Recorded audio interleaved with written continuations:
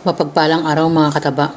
Yan, para na naman kaming namamasyal. Mapapansin nyo, parang parking lot kasi maraming iba't ibang sasakyan. Kasi umaten na naman kami ng raffle mga kataba.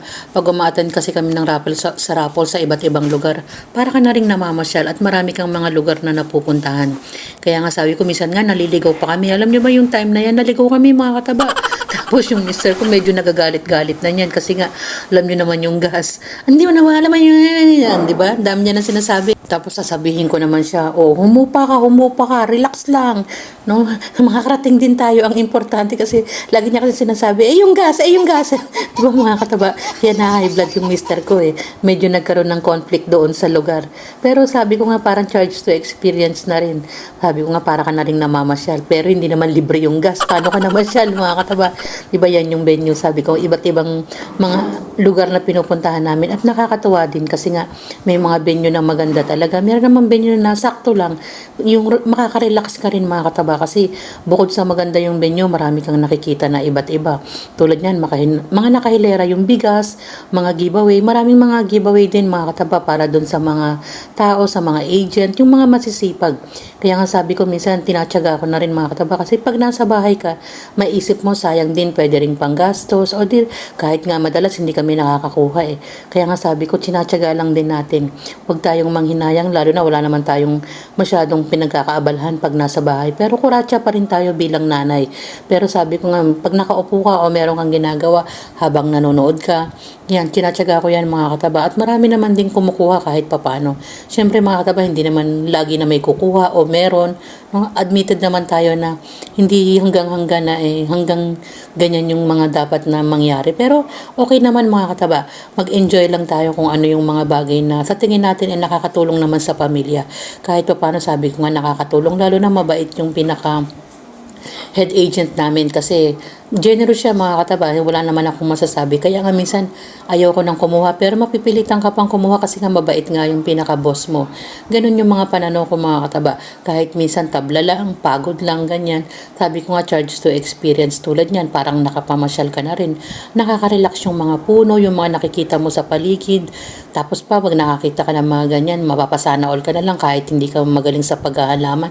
Di ba mga kataba, kasi pag may mga ganyang mga venue na, ay ang ganda rin pala dito, ganun yung masasabi mo pag pumunta ka dyan, yung mga bata nag-i-enjoy din sa paglalaro habang busy yung mga nanay. Kaya nga, sabi ko dapat tingin-tingnan din natin yung mga anak natin. Baka mamaya napapalayo na. Pero safe naman yung lugar mga kataba, no worries. Kaya nga sabi ko, ano lang tayo, enjoy lang. Kasi pag umaten kami sa mga ganyan, mga kataba, kasama ko yung pamilya ko, para na rin kami niyang namamasyal. Pinaka-banding na namin yan, no? Di ba mga kataba, ang ganda ng bungad. Yung ma-amaze ka rin dun sa bungad. Kasi sabi ko, ay ang ganda naman. Tapos yung anak ko, sabi ko sa anak ko, para ka lang naglalaro. Huwag ka na lang masyadong mainip. Kasi yung mga anak ko, puro boys, mga kataba. Pag minsan sasabihin nila, hindi ka ba tayo uuwi ba? O konting oras na lang. Pag hindi tayo sinuwerte, uwi na tayo. Ako naman mga kataba, ang purpose ko rin minsan kaya umaaten. Kasi bukod sa gusto mo rin makapagpanalo, na siyempre kung hindi ka man manalo, masaya tayo kung meron tayo nakapagpanalo. Di ba mga kataba? Ganun yung, hindi naman chances of winning na lang lagi. Dapat maging masipag tayo sa mga araw-araw nating buhay. Huwag tayong basta umasa sa swerte.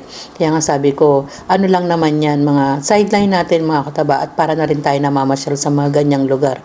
Kaya nga sabi ko, iba-ibang venue yung napuntahan namin. Marami kaming napuntahan na magagandang lugar mga kataba sa pag-a-attend namin ng ganyan. Meron bang motif eh. Kailangan ganito ang suot natin. Maganda rin kasi tignan tulad yan, naka-red motif. Mas maraming nakasuot ng red para nga ma-identify mga kataba kung ano yung mga sinalihan mong team, ganyan. Sabi ko nakakatulong yung mga team mga kataba kahit saan lugar naman, no? Di ba, pansinin nyo, ang dami na rin tao. Yung iba nga umuwi na kasi medyo late na kami dumating dyan. Kaya nga medyo pagdating namin dyan, gutom kami. Pero alerto naman si Mama Taba, marami kaming dalang pagkain. Alam niyo naman yung mga anak ko, kailangan may kinakain din kahit papano para hindi nila maramdaman yung inip. Nagdadala na ako ng chichirya, konting pagkain. Di ba, ang ganda ng pinaka-chandelier niya mga kataba. Sabi ko, wow, sana all. Nakunan mo nga, ang gandang tignan. Mapapasana all ka na lang. Hindi naman kasi sa bahay niyan. Baka mamaya buong bahay namin yan na yung laman. Dahil nga sa sobrang laki. Di ba ang ganda mga katawa? Yung nag enjoy ka na dun sa paligid, nag enjoy ka pa sa mga nakikita mo katulad niya, nagpapalakpakan. Kasi kahit na hindi ikaw yung nanalo, pag nakikita mo na ganyan yung senaryo, di ba mga kataba, tapos ganyan yung paligid, mag enjoy ka na rin, para ka na rin nare-relax. Bukod sa komportable, kasi fully air condition yung area mga kataba, para ka na rin nagpapahinga. Wala naman kaming aircon. Kaya nga sabi ko, pahinga din. Tapos kahit nga nagtatayuan na sila kasi nasa major prizes na yan mga kataba, nagsisigawan na yung mga tao kung sino yung mananalo. At baka nga swertihin din sila sa mga posibleng mabubunot. Ganun naman sa raffle mga kataba. Kung hindi ka tumaya, okay lang. Kung tumaya ka, okay din, may chance kang manalo. At hindi rin tayo basta-basta umaasa rin basta sa swerte. Magsipag din tayo.